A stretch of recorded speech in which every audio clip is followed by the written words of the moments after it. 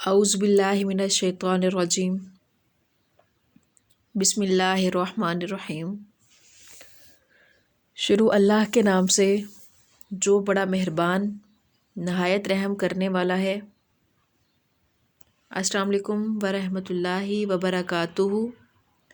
रब्बना आतिना फिद दुनिया हसनतम व फिल आखिरति हसनतम व क़िना अज़ाबन्नार। मुख्तसर सी ज़िंदगी में दूसरों के साथ मोहब्बत और एहतराम से पेश आएँ, आपकी ज़िंदगी खुशियों से भर जाएगी। सदा मुस्कुराते रहें। आमीन सुम्मा आमीन। And welcome to SMG family. बढ़ते हैं अपने सब्जेक्ट की जानिब, साइंस। और हम साइंस में बात कर रहे थे यूनिट नंबर 4, मादा और उसकी हालतों में तब्दीलियाँ। मादा और उसकी हालतों में तब्दीलियाँ आज हम पढ़ने जा रहे हैं। आज जो हमारा टॉपिक है वो है ज़रात की तरतीब पर हरारत का असर। ज़रात की तरतीब पर हरारत का असर। दर्जा हरारत की तब्दीली से मादा की तिब्बी खसूसियात में तब्दीली आ जाती है। दर्जा हरारत की तब्दीली से मादा की तिब्बी खसूसियात में तब्दीली आ जाती है। ये हमारा बनेगा MCQs कि दर्जा हरारत की तब्दीली की वजह से मादा की किस हालत में तब्दीली आ जाती है। तिब्बी खसूसियात में क्या होती है? तब्दीली। जब मादा को गर्म किया जाता है तो ज़रात को एनर्जी मिलती है। मादा को जब गर्म किया जाता है तो क्या होता है? ज़रात को एनर्जी मिलती है। इनकी हरकत में तेज़ी आ जाती है। वो एक दूसरे से दूर चले जाते हैं। यही वजह है कि चीज़ें गर्म करने से फैलती हैं। क्या है? यही वजह है कि चीज़ें गर्म करने से फैलती हैं। पूछा जा सकता है चीज़ें किस तरह फैलती हैं? चीज़ों को गर्म करने से। ठंडा किए जाने पर ज़रात की एनर्जी कम हो जाती है। ठंडा करने से क्या होता है? ज़रात की एनर्जी कम। इनकी हरकत सुस्त हो जाती है और दरमियानी फासले कम हो जाते हैं। यही वजह है चीज़ें ठंडा होने से सिकुड़ती हैं।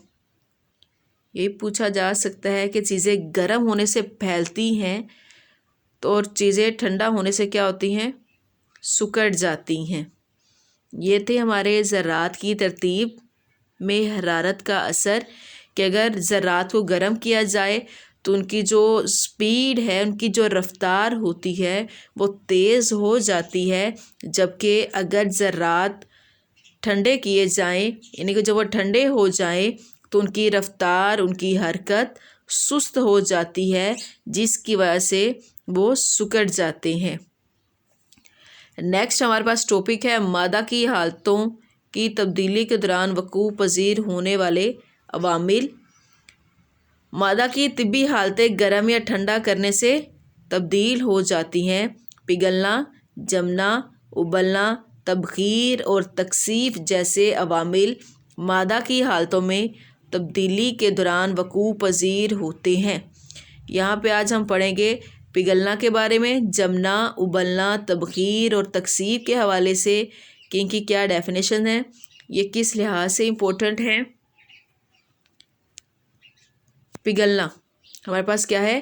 पिघलना मादा की ठोस हालत का हरारत को जज़ब करके माया हालत में तब्दील होना पिघलना कहलाता है।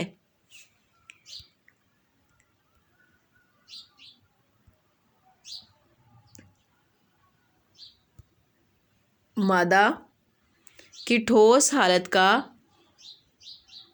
हरारत को जज़ब करके माया हालत में तब्दील होना पिघलना कहलाता है।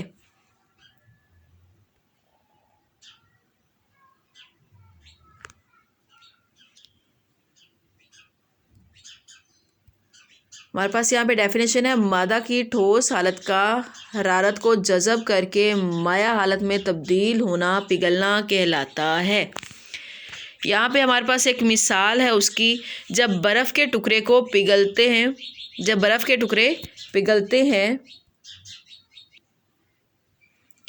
तो पानी की तिब्बी हालत में तब्दील होती हैं। यानी कि सिंपल अगर बात की जाए, अगर हम बर्फ़ को फ्रीज़र से बाहर निकालें और उसको कुछ देर तक पड़ा रहने दें तो वो ठोस से माया यानी कि बर्फ़ जो पहले जमी हुई होती है फिर वो लिक्विड यानी कि पानी में तब्दील होना शुरू हो जाती है।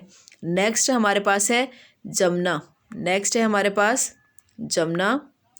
मायात का ठंडा होने पर ठोस हालत में तब्दील होना। क्या मायात का ठंडा होने पे ठोस हालत में तब्दील होना जमना कहलाता है। जब माया पानी फ्रीज़र में रखा जाता है तो ये जम जाता है, इसकी हालत बदल जाती है, यानी माया पानी ठोस बर्फ़ बन जाता है। ऊपर हमने पढ़ा था पिघलना से कि ठोस का माया में तब्दील होना क्या है, ठोस का माया में तब्दील होना पिघलना था। जैसे उसकी एग्जाम्पल आइसक्रीम और बर्फ़ की एग्जाम्पल दी। अब हमारे पास है जमना, और जमना में क्या है, माया का ठोस हालत में जाना, यानी कि दोनों आपस में ओपोजिट हैं कि माया का ठोस हालत में तब्दील होना जमना कहलाता है। यानी जब पानी को फ्रीज़र में रखा जाता है तो वो क्या होता है, जम जाता है, उसकी बर्फ़ बन जाती है, सो वो अमल क्या कहलाता है, जमना। नेक्स्ट उबलना।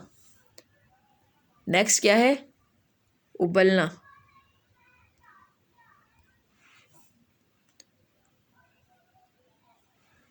गरम करने पर मादा की माया हालत बुलबुलों की सूरत में बुखारात यानी गैसी हालत में तब्दील होना शुरू हो जाती है। ये अमल उबलना कहलाता है। क्या है, गरम करने पर मादा की माया हालत बुलबुलों की सूरत में बुखारात यानी गैसी हालत में तब्दील होना शुरू हो जाती है। इस अमल को क्या कहते हैं, उबलना। यानी जब हम पानी को गर्म करते हैं सो वो धुएं की सूरत में यानी कि बुखारात की सूरत में, या उसको ये भी कह सकते हैं कि गैसी हालत में तब्दील हो जाती है, सो उसे कहते हैं उबलना। नेक्स्ट हमारे पास जो है अमले तबखीर। क्या है, अमले तबखीर। मायात का उबले बग़ैर बुखारात या गैसी हालत में तब्दील होने को अमले तबखीर कहते हैं। मायात का यानी पानी का उबले बग़ैर बुखारात या गैसी हालत में तब्दील होने को अमले तबखीर कहते हैं। एग्जाम्पल, गीले कपड़े अमले तबखीर के ज़रिए खुश्क होते हैं। यानी अगर देखा जाए जब हम कपड़े अपने वॉश करते हैं सो जब उसको सूखने के लिए डाला जाता है सो कुछ घंटों बाद जब कपड़े सूख जाते हैं सो इसका मतलब माया को हमने उबाला नहीं था, बल्कि वो क्या हुआ, गैसी हालत यानी कि हवा उसको अपने साथ, उनके ज़रात को अपने साथ उड़ाकर ले जाती है, जिसकी वजह से हमारे पास कपड़े सूख जाते हैं। यहाँ पे एग्जाम्पल भी दिखाई जा रही है कि झील से तबखीर का अमल कि आबी बुखारात फ़ज़ा में बुलंद हो जाते हैं। यानी जब बारिश हो, यहाँ पे देखा जाए अगर बारिश हो और हमारे गलियों में अक्सर पानी खड़ा हो जाए सो कुछ दिनों बाद वहाँ से पानी गायब हो जाता है। क्यों? क्योंकि वो बुखारात में तब्दील हो जाते हैं। यानी गैसी हालत में तब्दील होने को अमले तबखीर कहते हैं।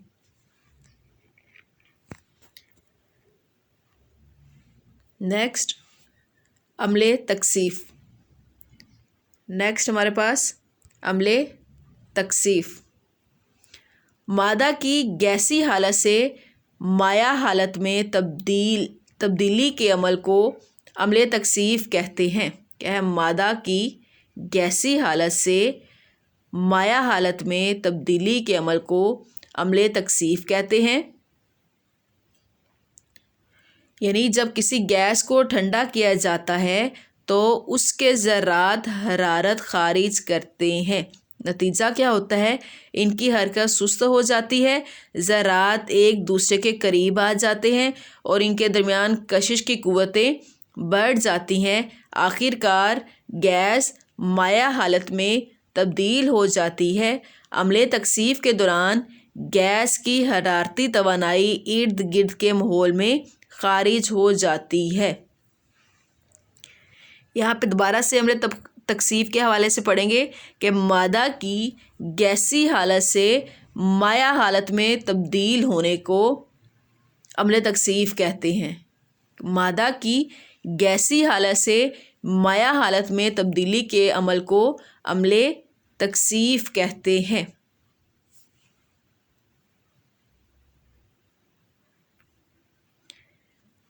ہم نے جو بھی پڑھا، جس لائن کو میں نے انڈر لائن کیا، آپ نے صرف وہی لائنیں اچھے سے یاد کرنی ہے، ان کی تعریفیں یاد کرنی ہے۔ یہ جو میں نے لائن لگائی یعنی یہ ساری کیا تھی؟ ہمارے پاس ڈیفینیشنز تھی۔